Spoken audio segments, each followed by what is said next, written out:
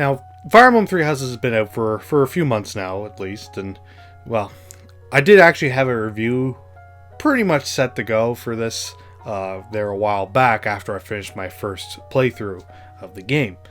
But it's kind of funny too, I even had like this cute little intro where I kind of called it Persona 6, but anywho, I'll get into that later. But I decided to hold off on at least finishing that review because I felt like I really needed to play through the other routes that I didn't touch before I actually talked fully about the story, because this game's story is pretty big. So, anywho, I held off.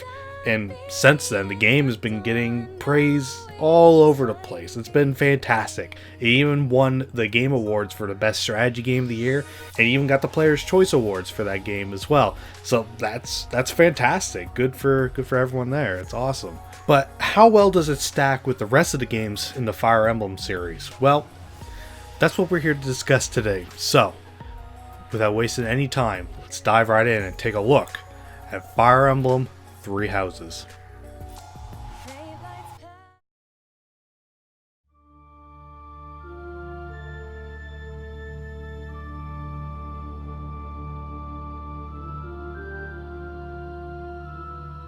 So Three Houses takes place on the continent of Fodlan. You are Byleth. What kind of name is that? Ugh. As the child of the head of a famous mercenary group run by a man named Geralt. The similarities between Ike and Grail are pretty similar. Who am I kidding? At least Ike can kind of smile. After traveling one night, the group is approached by three young students whom Gerald recognizes by their outfits. These three being students of the Officers' Academy at the Garrick Mach Monastery. They plead for your help as they were set upon by bandits. While trying to deal with them, one of them manages to deal a fatal blow towards you. However, time is stopped as you are then saved by a mysterious spirit that lives inside of you, who then reverses time.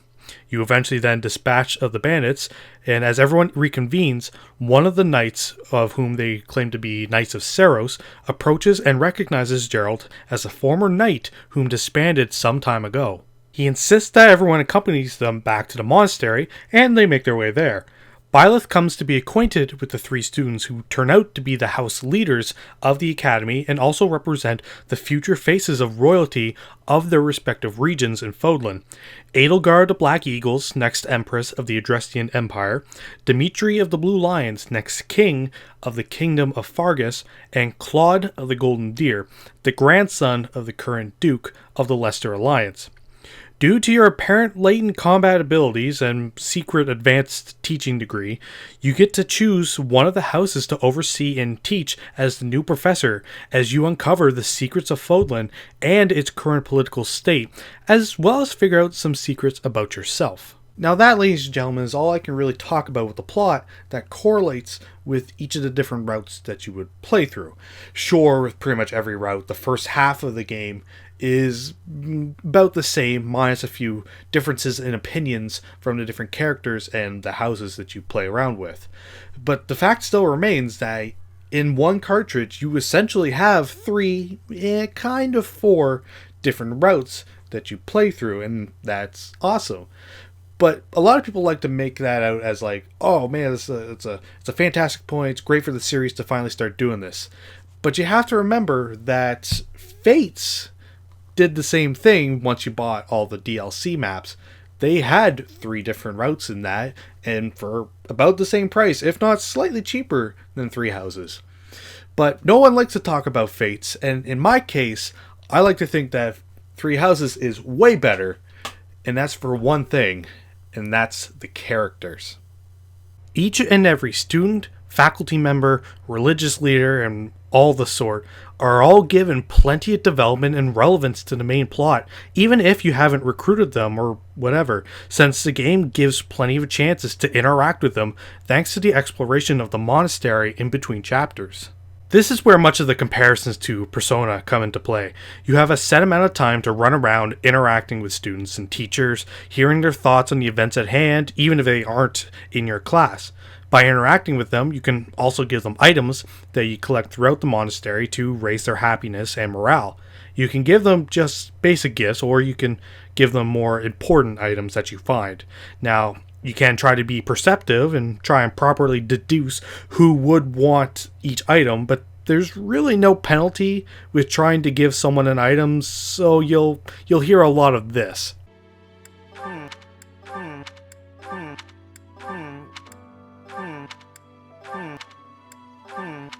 The monastery also allows you to do a few other things on the property as well.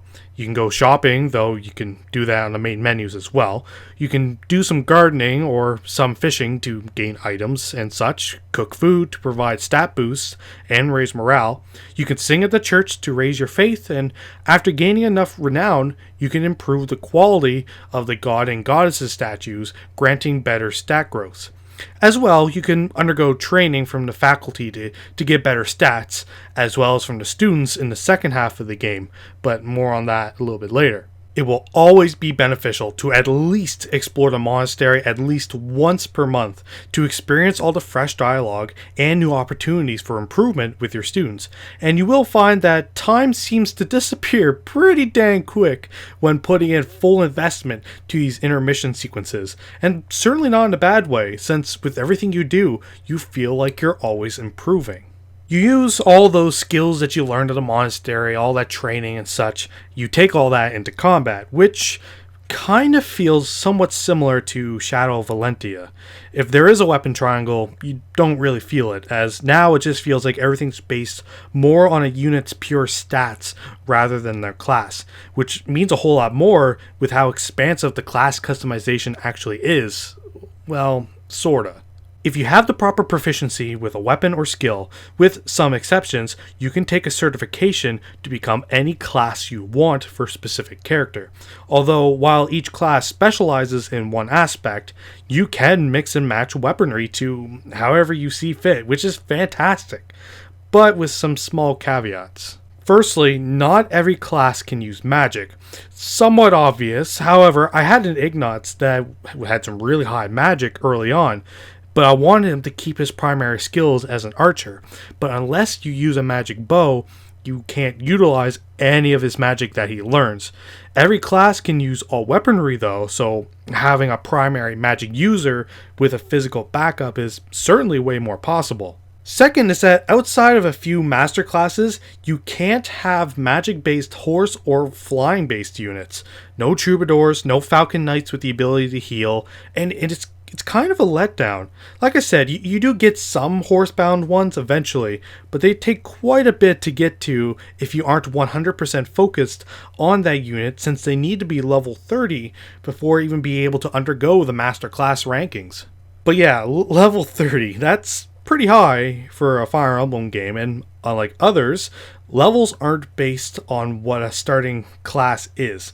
Every character starts out with their base level and just work up from there, with each character being able to reach a maximum of level 99. Ooh, sweet baby Jesus. I never reached that point with any of my characters, but I can only imagine what kind of crazy stats a level 99 character could have. But obviously you gain those levels through combat, and well, things haven't changed too much. Most of the weapons that you remember are still here, minus the fact that they did somewhat split magic into two different categories with reason and faith. The only really new addition are the gauntlets, which kind of act like brave weapons where they strike at least twice per initiation. However, they're based more or less purely on a character's strength stat alone, which means that they're really only good for more heavy-hitting strength units. As you rank up with those weapons, you can learn different abilities or spells to aid you, and gain skills to which you can equip up to 5 of any kind, allowing for some crazy customization of your units. Combat arts gain different properties depending on the one you pick, but unlike Shadows, cost some of the weapon's durability rather than the unit's health, which is way better. Yeah, weapons durability returns, but they definitely got a massive buff, as most have a bunch of uses before even breaking, and even when they do, you don't actually lose the weapon. You can just take it back and get it repaired later on, and you collect so many throughout the course of fights anyways on these purple spots all throughout that it never really felt like a problem. As for magic, spells have a set amount you can use per battle, but you can eventually learn so many spells and gain extra uses that running out never really felt like a problem. Some units, mostly nobles, also have crests which apply extra benefit to that unit's combat capabilities depending on the type of crest that they have. You can also pair up battalions with your units to allow you to perform gambits. Gambits pretty much are AoE effects to aid you in battle. I think battalions are supposed to augment your stats as well, but I don't think it's by much if it does. Pairing up units are kinda gone from this game, replaced with adjudicants. By doing anything, you can raise your professor level, allowing you to do more things at the monastery with each visit, as well as allowing you to set units to support others on the battlefield. They can either do follow-up attacks, block incoming damage, or heal the lead unit at the start of a turn. The chances of it happening, though, are extremely low, at least for me, but I still use them regardless since they gain experience and skill alongside the lead unit. It's a perfect way for pairing them up with physic healers, allowing for easier leveling. Supports are also brought back, and what's nice is that the only true S rank you need to worry about is your avatar, and even then, you don't get any payoff with that till much later, since a lot of supports can only be triggered based on the point in time you are in the game, allowing for what feels like more dynamic conversations between not only you and your students, but between the students themselves. The conversations aren't just about giving an excuse to fall in love after a certain point, which actually made it really nice to learn more about each character. But you might be wondering how to even get more units, and that's kind of an interesting point to make in this game.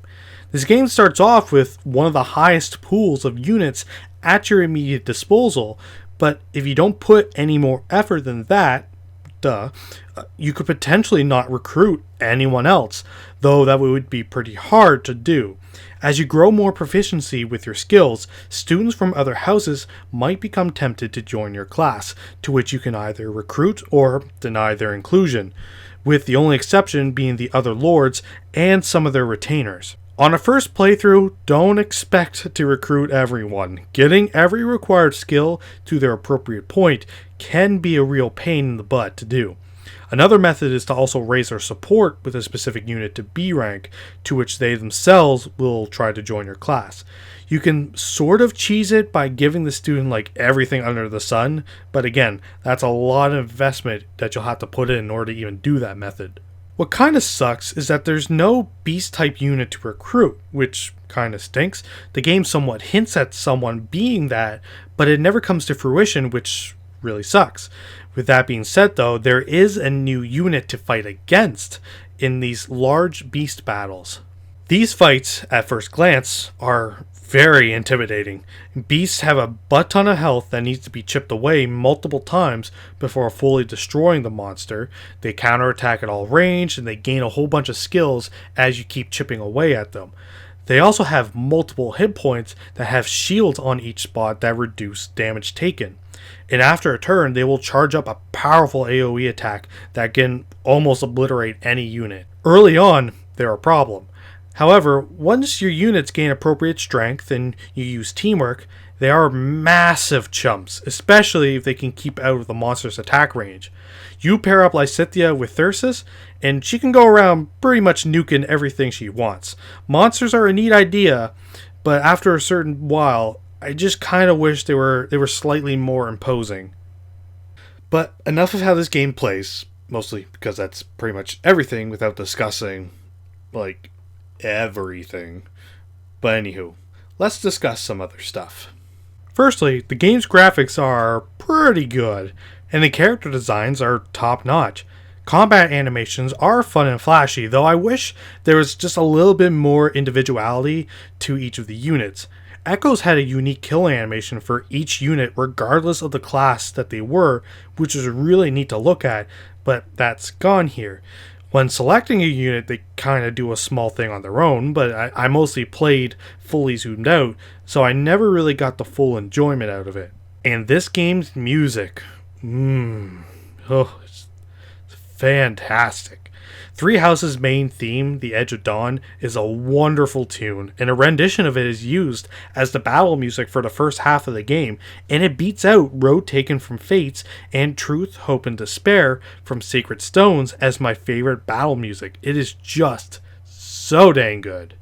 Now, normally I would bring up the plot a little bit more in some cases, if the game really deserves it, because I love to kind of discuss some plot points or whatever, and this game definitely deserves it. It has a really good campaign.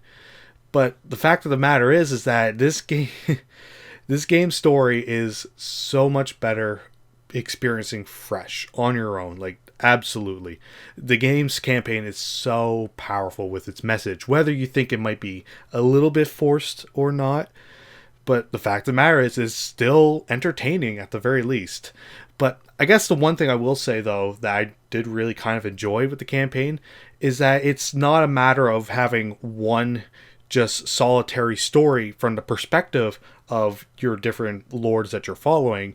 Is that the game is sort of giving each character excuses as to why the plot happens on their side, if that makes any sense. It's really intriguing to see that in one playthrough where one person's ideals can be viewed as evil, if you go into a different one, theirs has a lot more justification behind it, and it's really interesting and makes you want to go and play through the 80 hours that it takes, at least for my first playthrough. It was a little bit shorter for each one after that, but it will make you want to go and play all the other routes after that, just to see what is making these people do what they do.